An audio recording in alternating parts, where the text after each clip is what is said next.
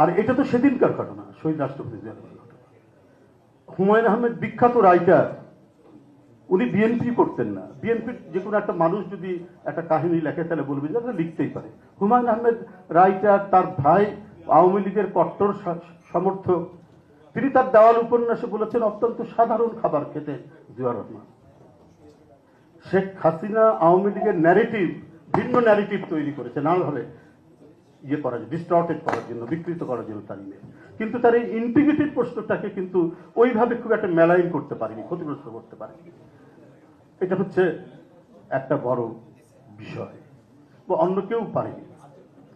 তো বুদ্ধিজীবীরাও নানাভাবে চেষ্টা করেছে, নানা দিক থেকে চেষ্টা করেছে, সেটা তারা করতে কোনোভাবেই আসেনি। তো এইটা আমার মনে হয় যে এই জিনিসগুলো তুলে ধরা দরকার, যাতে মানে আমরা সবাই যদি এই সমস্ত বিষয়গুলোর উপর যদি আমাদের জোর দেই, আমরা তাহলে কোনো রাজনৈতিক নেতাকর্মীর কোনো দিকে বিভ্রান্ত হওয়ার, কোনো কিছু হওয়ার আর কোনো সুযোগ থাকবে না।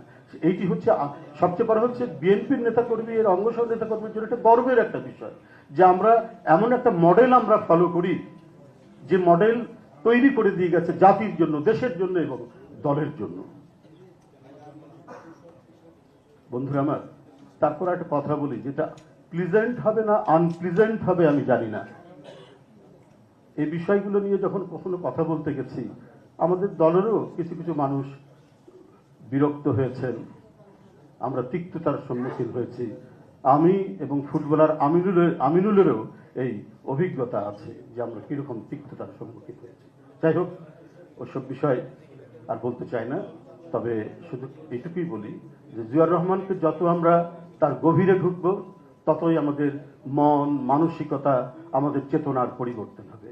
নিজের অন্তরের আলোকে কিভাবে চলতে হয়, কিভাবে একটা জাতিকে গঠন করতে হয়, সেই প্রেরণা, সেই দর্শন আমরা তার কাছ থেকে আমরা পাবো। এবং আমাদের আজকের যে সদস্য কি বলে প্রাথমিক সদস্যের যে নবায়ন, এবং আমরা আগামী দিনে যে প্রাইমারি মেম্বারশিপের যে ড্রাইভ দেব, সেইখানে একজন সদস্যের এই বিষয়গুলো জেনেই সে বিএনপির কর্মী হবে। সুতরাং বিএনপির নামে পরবর্তীতে আর কেউ কোনো কলঙ্ক লেপন করতে পারবে না। আমি আজকের এই অনুষ্ঠানের সার্থকতা কামনা করছি, এবং এর সাথে যারা যুক্ত রয়েছেন, আমার সাথে এমনি পরামর্শ নিচ্ছেন মাঝে মাঝে, কিন্তু মূল কাজটা করেছেন রশিদুজ্জামান মিল্লাত এবং তার টিম। সবাইকে আমি ধন্যবাদ জানিয়ে